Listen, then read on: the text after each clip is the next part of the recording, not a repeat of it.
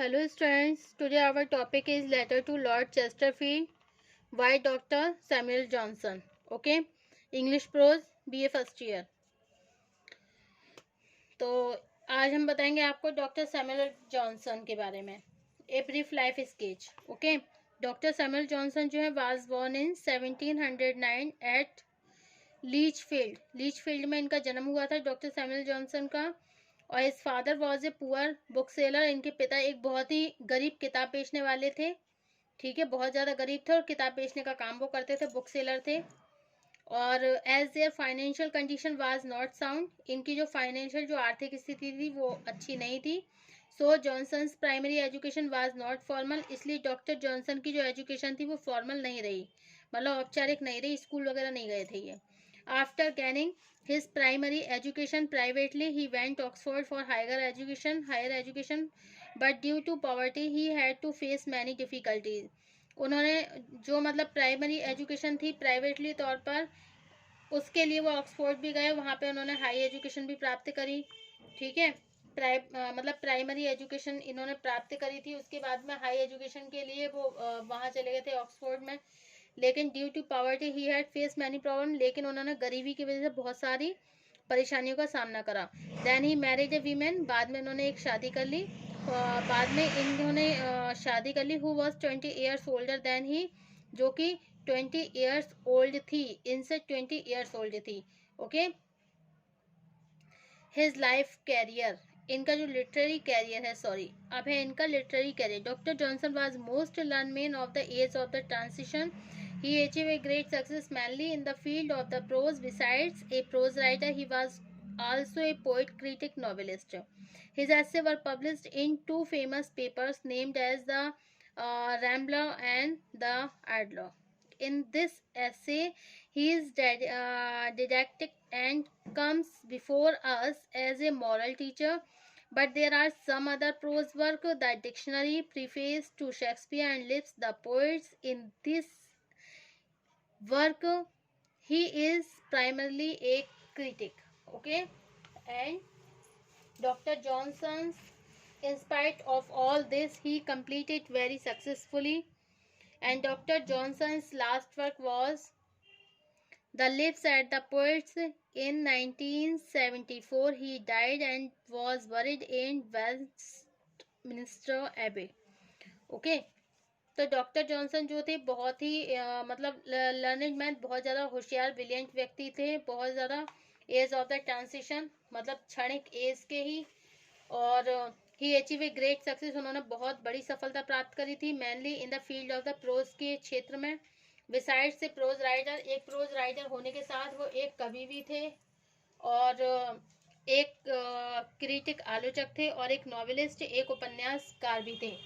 Okay, and his essays were publish in two famous paper. उनके जो ऐसे थे वो दो अखबारों में पब्लिश हुए थे. एक तो था नेम्ड एज द रैमलर और दूसरा था आइडलर. इन हिज ऐसे ही डिडेक्टिव, वो एक ऐसे में डिडेक्टिक रह चुके हैं, मतलब ही इज डिडेक्टिव, वो डिडेक्टिक हैं. And comes before us A moral teacher, और हमारे सामने एक मॉरल टीचर के रूप में वो सामने भी आए. ओके, और but there are some other prose work, यहाँ पे कुछ दूसरे काम भी, अदर प्रोज वर्क भी हैं डिक्शनरी में. जैसा कौन सा, द डिक्शनरी है, और प्रीफेस टू शेक्सपियर है, the lips of the poets है. In this work he is primarily a critic, और ये मतलब इन दीज वर्क, दिस नहीं है सॉरी, दीज है. In these work he is primarily a critic, और इन सभी कार्यों में, इन सभी कृतियों में वो एक प्राइमरली एक क्रिटिक के नाम से फेमस थे.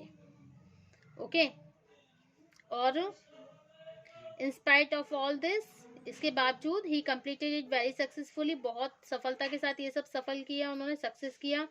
डॉक्टर जॉनसन का जो लास्ट वर्क था was the leaves of the poets. And in 1974 में ही डाइड, उनकी डेथ हो गई. वॉज बरीड इन वेस्टमिनिस्टर एबे में उनको दफना दिया गया. Okay, so this is the short life sketch of doctor Samuel Johnson. Okay, Okay, now Dr. Johnson, the most learned man of his age, got an opportunity regarding the complications of the dictionary. This was a tedious work and need a lot of money. So Dr. Johnson requested patronage from Lord Chesterfield, but in vain. When Dr. Johnson completed his work after the hard labor of the 7 years, doctor Johnson जो थे most learn man of his age, वो अपनी as के, doctor Johnson अपने युग के महानतम विद्वान थे। उन्हें शब्दकोश तैयार करने का एक अवसर प्राप्त हुआ। His got a opportunity regarding the completions of the dictionary, एक शब्दकोश तैयार करने का उन्हें एक अवसर प्राप्त हुआ। और दिस वॉज ए टेरियस वर्क, और ये बहुत ही एक मतलब एक बहुत ही परिश्रम से युक्त एवं व्ययपूर्ण कार्य था। अतः डॉक्टर जॉनसन ने लॉर्ड चेस्टरफील्ड के संरक्षण की मांग करी। This was money doctor Johnson requested patronage.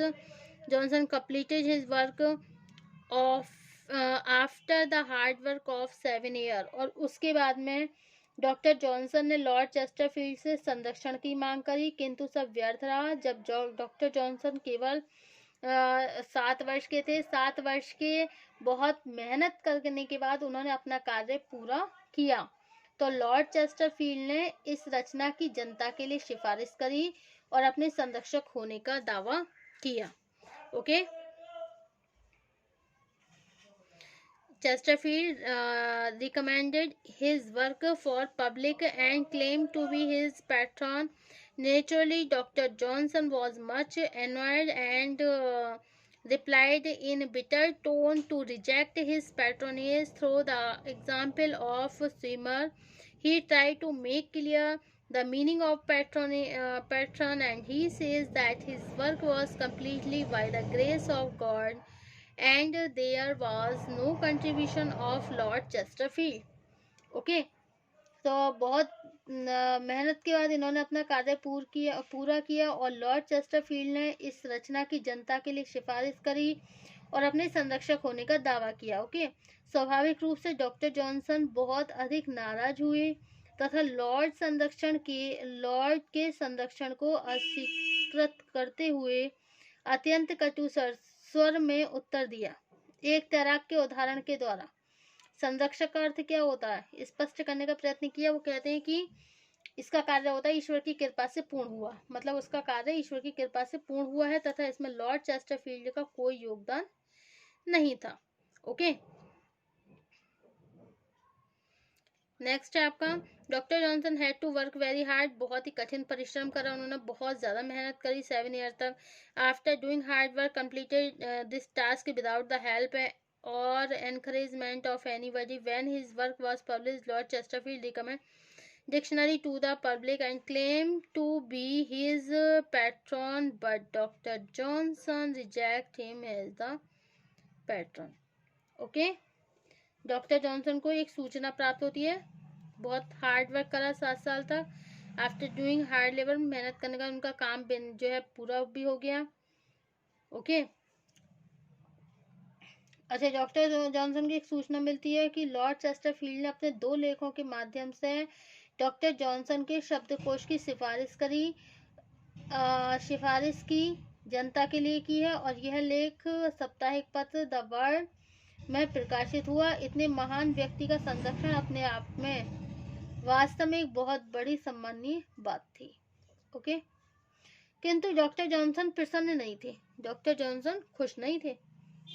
Okay, उन्हें उन दिनों को याद करते थे जब उन्होंने शब्दकोश की रचना का कार्य शुरू किया तथा संरक्षण प्राप्ति के लिए कई बार लॉर्ड चेस्टरफील्ड के पास गए। जैसा कि उनके पास पर्याप्त धन नहीं था, अतः वे लॉर्ड को प्रसन्न करने के लिए सारे संभव प्रयास करते रहे, किंतु सब व्यर्थ रहा। लॉर्ड ने उनको कृतज्ञ करने के स्थान पर घर से बाहर धक्का दे दिया। इस कारण से डॉक्टर जॉनसन बहुत ज्यादा नाराज हो गए। ओके, डॉक्टर जॉनसन ने 7 वर्ष तक कठिन परिश्रम किया। Okay, after doing hard work, बहुत मेहनत करने के बाद उन्होंने कठिन परिश्रम के दौरान बिना किसी सहायता प्रोत्साहन के उन्होंने एक कार्य पूरा किया। जब उनका कार्य प्रकाशित हुआ तब लॉर्ड चेस्टरफील्ड ने उनके शब्दकोश की रचना के लिए सिफारिश तथा स्वयं से उनका संरक्षण होने का दावा किया, किंतु डॉक्टर जॉनसन ने उन्हें अपने संरक्षण के रूप में स्वीकार करने से इनकार कर दिया। उन्होंने लोगों को स्पष्ट किया कि उन्होंने अपना कार्य किसी लॉर्ड की सहायता से नहीं बल्कि ईश्वर की कृपा से प्राप्त किया। ओके, डॉक्टर जॉनसन के अनुसार संरक्षक वह व्यक्ति होता है जो कि आवश्यकता के समय सहायता करता है। वह एक तैराक का उदाहरण देते हुए प्रस्तुत करते हैं कि जो किनारे पर पहुंचने के लिए कठिन संघर्ष तो करता है तथा एक व्यक्ति से सहायता की याचना भी करता है, किंतु वह सहायता प्रदान करता। इसी प्रकार लॉर्ड चेस्टरफील्ड ने आवश्यकता के समय सहायता से इनकार कर दिया और अब वह श्रेय प्राप्ति की इच्छा रखते हैं। डॉक्टर जॉनसन स्पष्ट कर देते हैं कि उसका जो उनका लॉर्ड का एहसान है वो स्वीकार नहीं कर सकते। ओके, डॉक्टर जॉनसन लोगों के समक्ष इस तथ्य का खुलासा करते हैं कि लॉर्ड चेस्टरफील्ड के ही नहीं, लॉर्ड केवल चेस्टरफील्ड के ही नहीं है बल्कि ईश्वर के भी ऋणी हैं। लॉर्ड के एहसान को अस्वीकृत करना अशिष्टता ही नहीं होगी, क्योंकि लॉर्ड ने कोई सहायता नहीं की है। ओके, तो क्या होगा, डॉक्टर जॉनसन ने लोगों के समक्ष इस तथ्य का खुलासा करते हैं डॉक्टर जॉनसन कि वह लॉर्ड चेस्टरफील्ड को नहीं बल्कि लॉर्ड चेस्टरफील्ड के ही नहीं बल्कि ईश्वर के भी ऋणी हैं, और लॉर्ड के एहसान को अस्वीकृत करना अशिष्टता नहीं क्योंकि लॉर्ड ने कोई सहायता नहीं करी। ओके, तो इस प्रकार डॉक्टर जॉनसन ने अपने युग के जो एक महानतम विद्वान थे उन्हें शब्दकोश तैयार करने का अवसर मिला, और यह बहुत परिश्रम करने के बाद, मतलब एक बहुत ही परिश्रम से युक्त एवं व्ययपूर्ण कार्य था। ओके, और अतः डॉक्टर जॉनसन लॉर्ड चेस्टरफील्ड से संरक्षण की मांग करी। तो ये इनका क्या था, लॉर्ड चेस्टरफील्ड का लेटर टू लॉर्ड चेस्टरफील्ड का by doctor Samuel Johnson. Okay, so अब नेक्स्ट टॉपिक आएगा हमारा GK Chesterton. Okay, GK Chesterton जो है on running after one's head, GK Chesterton का जो चैप्टर है उसका नाम है on running after one's head. Okay, thank you for watching my YouTube channel.